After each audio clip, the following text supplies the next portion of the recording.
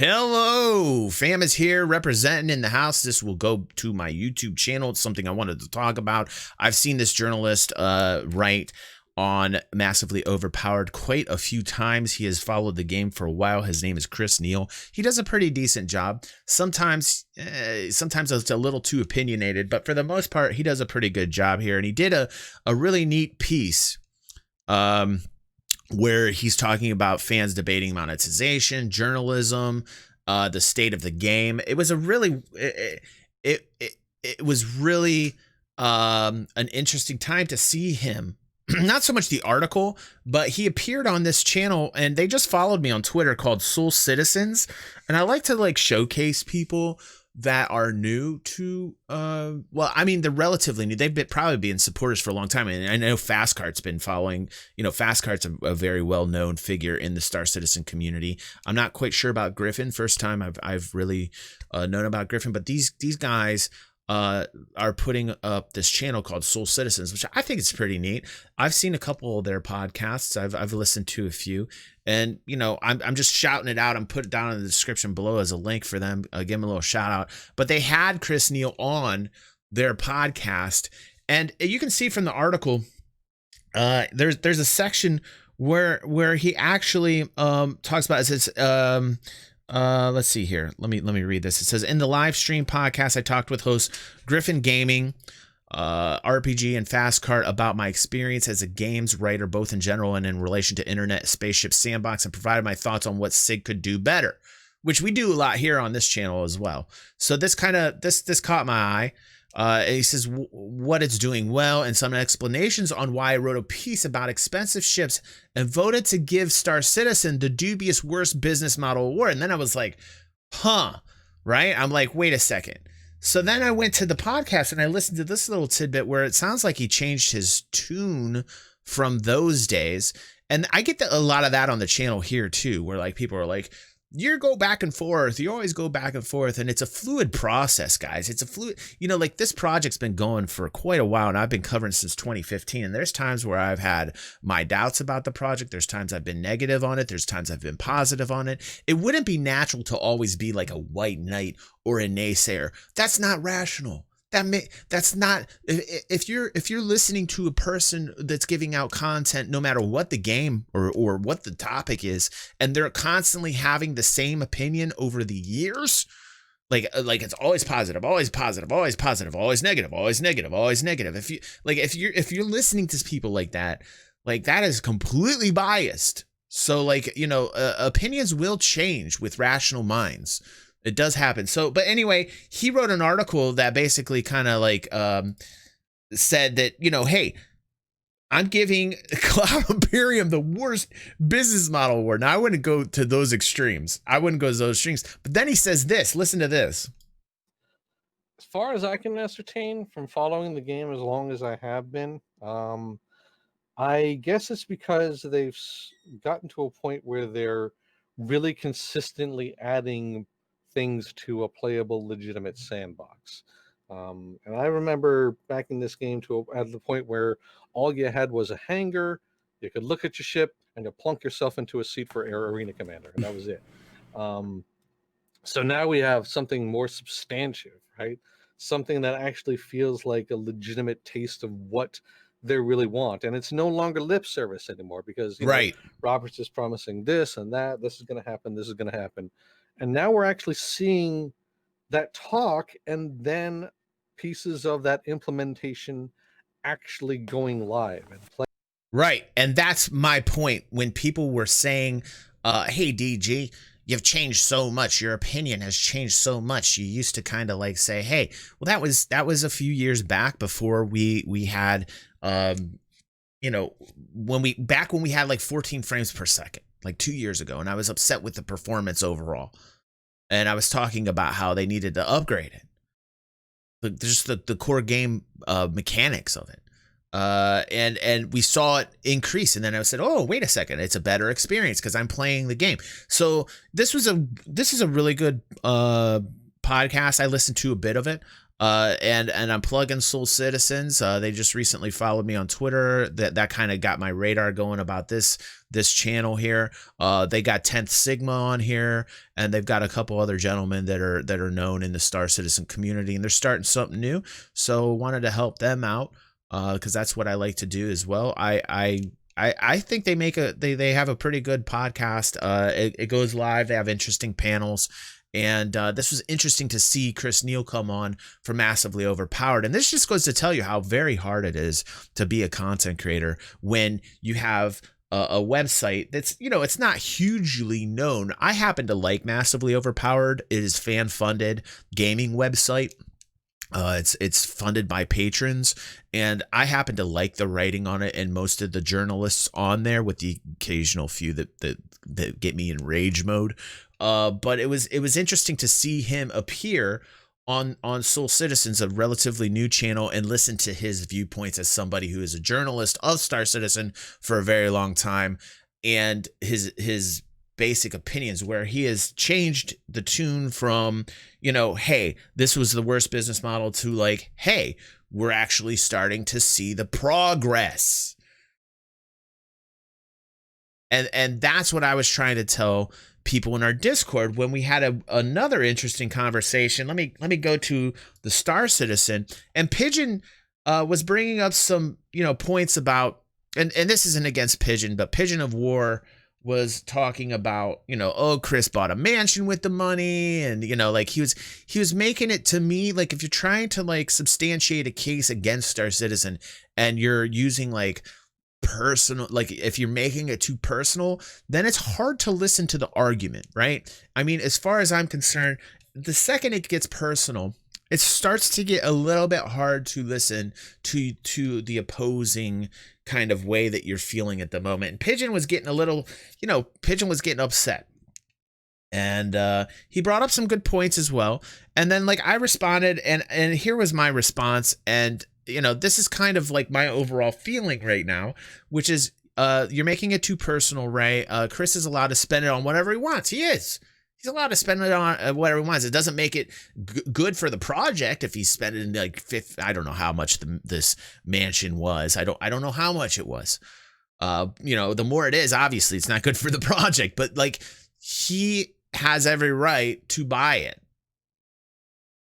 It's revenue from the company he created. So anyway, he said, I say Chris is allowed to spend it on whatever he wants, and if people have a problem with it, you'll eventually see it in the numbers. When we look at the numbers, what do we see? We see records being broken and new ones being met in terms of revenue. We do. We went over that. I'll link it in this highlight so you guys can go over the 300 million they've nearly hit this year. They're going to beat last year's record-breaking revenue. They're on track right now to beat it within the next month or two. They're pulling in an amazing amount of money right now. So what do we have to do to measure the success or failure of any business? We pair up the revenue against the expenses, which is what I do here on the channel a lot. We look at it as a business. That's how you do it. We look at 2019's P&L, which has not come out yet. I'm really looking forward to looking at the P&L. I really want to see exactly what they're going to report. Are they going to report another loss? Are they going to report that they actually made some money? They should, in my opinion, as a business, they should. There's a lot of people that will argue against that. I've talked about it till I'm blue in the face. I'm not going to get into why. I've talked about it in prior videos. You can check it out if you go to the Star Citizen SIG playlist that I have on my channel, where I talk about, I think it says SIG financials or something of that nature. So anyway, you can check that out if you're curious as to why I think it's important that they report a profit. We see once they report with Companies House just how successful they are as a company, because that has a direct impact on the success or failure of Star Citizen. No business, no game. This isn't an Enron situation, and this is exactly what Chris Neal was saying in regards to seeing progress being made. He's seeing the progress being made in this podcast right here. He's talking about how he once gave Cloud Imperium the worst business model ever. Prior to 2019, I would have agreed with him. And that article was probably written back then. And in that point in time, I would have agreed with him. But I see 2019 revenue blazing. I see 2020 revenue blazing hot. Now let's pair it up with expenses. Let's pair it back up with expenses already, for God's sake. How do I hold on? Well, let's get the display window back so that we can keep going on this. The progress is real. This isn't a scam. We're seeing it. We're seeing the progress. It might be too slow, but is it? That's another good question. You could argue that it's going to take the time it needs to take to fulfill all the promises that it's made to those who have backed it. How much time? We always hear that. We always hear, oh, the time, right? Does it matter? If we tie it back into the original question of when we look at the numbers, what do we see? Revenues are healthy. Progress is slow, but it's there. Is it slow? Back to the numbers again, right? People are spending more than ever. What does that tell you? It tells me they are spending more than ever. Why? For the most part, you'll have a mix of new players in the game that are just coming into it, especially with the free fly event. We saw that. You'll have old money, the whales coming in, continuing to gobble up every ship in sight, especially all those cap ships that we saw, like, just literally selling out in hours. They opened up the Javelin and the Kraken, and it was like gone in hours. They had 2 record-breaking days of over $2 million a day.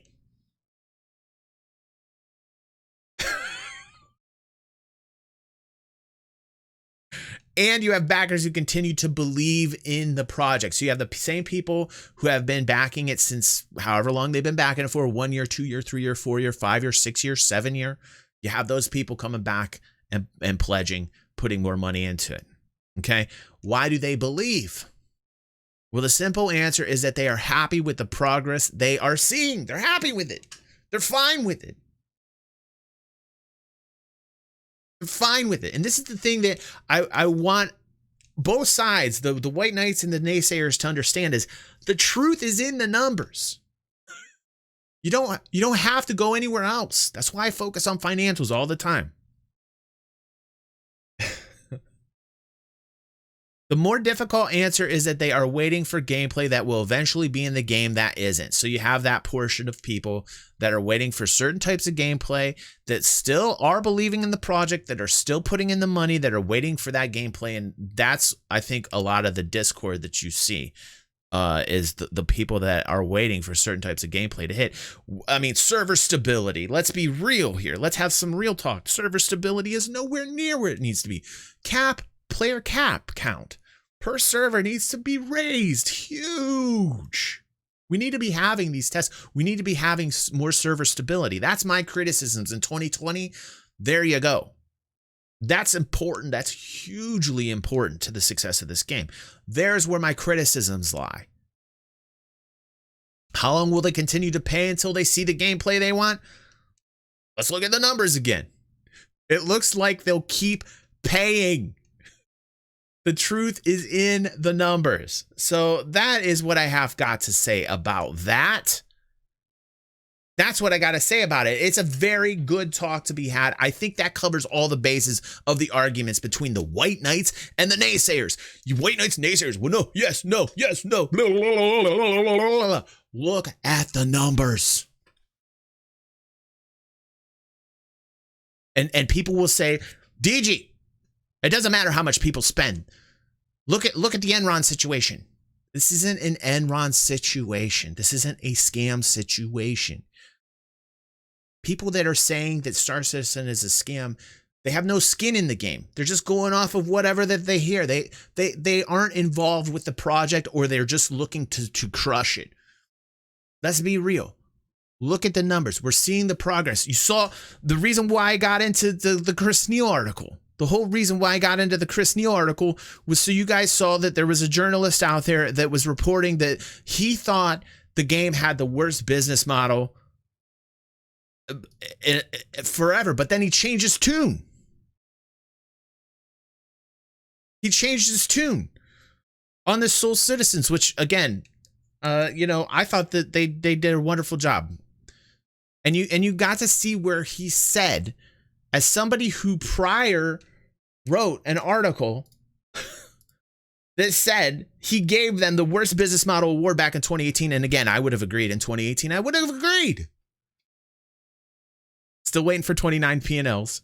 But you saw this gentleman, Chris Neal, who's been covering Star System for quite a long time, who writes for Massively Overpowered. And then you heard him talk about that now we are starting to see progress. It's not lip service. It might not be happening at the rate that people want it to, but then we get back into that time debate. And is the time debate important, or are the numbers important? The numbers tell you the story. People are fine. So when you're seeing all the like drama, you know, is it a scam? Isn't it a scam? Blah, blah, blah, blah. That's all lip service to get views. Content creators are literally using that to get their view count up, to get their subscriber base up. I've done it in the past. I'm guilty. But this is before I did the research into those numbers, before I really delved into it. And I said, wait a second, what really is the story here? What really is going on? It's a journey. It is a journey. So anyhow, what's up, Execute? Damn it, I still need to get our podcast up, dude. So anyhow, thank you guys for tolerating, because I kind of almost went in rant mode, and we know how much we enjoy rant mode. Not quite a DG rant, says J-Dubs. We were right there, weren't we, J-Dubs? We are right there. We were. Did you feel it? Did you feel it, J-Dubs? We almost got into rant mode. It was so close. The rant modes. I can't control what I say in rant mode, by the way. I'm not responsible for anything I say when I get into beast mode rant.